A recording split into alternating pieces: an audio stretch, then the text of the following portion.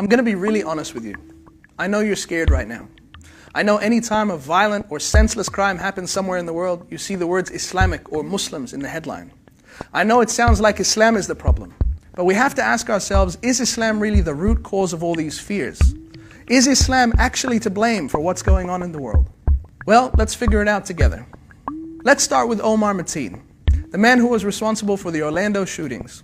According to many reputable sources, he was described as an extreme alcoholic, an active homosexual, and a man who would frequently beat and abuse his wife.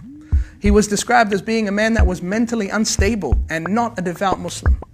Clearly, this man led a life that could hardly be called Islamic by anyone. So should we blame Islam and the teachings of Islam for being the motivation for his crime? And let's look at Muhammad Boulel, who drove a truck through a sea of innocent people in France, killing over 80 people. He was also an alcoholic and a frequent drug user. His father said about him that he doesn't pray and doesn't fast and has no connection with any of these things.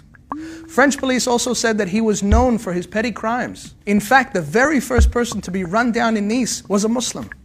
You can see the victims of the attack wearing hijab and wearing Islamic clothing. Muslims lost family, friends, and loved ones in these attacks. So should we blame Islam and the teachings of Islam for this crime as well? You'll like this one. A leaked document by MI5 in the UK stated that a large number of those involved in terrorism do not practice their faith regularly. Many lack religious literacy and could be regarded as religious novices. That means that these people didn't learn about Islam and then become motivated to kill people. Actually, the opposite is true. They had no idea what Islam was about. What's also important to note is that regardless of all of the above, the mere fact that a man would kill innocent people is enough evidence that a person is not religious.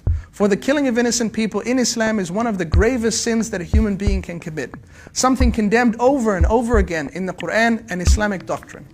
Here's another very important point. Whatever we call them, terrorists or extremists or murderers, they have killed hundreds of Muslims, thousands of Muslims. Let's not forget the attacks that have taken place in Iraq, in Turkey, in Syria, and maybe most critically, at the mosque of the Prophet Muhammad, peace be upon him, in Medina, in Saudi Arabia, just meters from where he's buried. So can we still say that these people are Muslims who are following teachings of Islam when they bomb a mosque? Compare those lives to the lives of Abdul Sattar Idhi, who helped the needy for 60 years and ran the world's largest ambulance service. Or Muhammad Ali, who refused to go to war because he didn't want to kill innocent people. This is the real Islam, the Islam that I believe in, and the Islam that's a force for compassion and mercy in the world. Whatever the reasons are for these attacks, be it politics or money or unstable minds or foreign policy decisions or just violent men, given their lifestyle, how can we say that Islam was their motivation? And lastly, a sincere message to anyone who's watching this. The world feels like a crazy place right now. If you want to know about Islam, go and find out. Go to your local mosque, have a conversation, chat to a Muslim co-worker.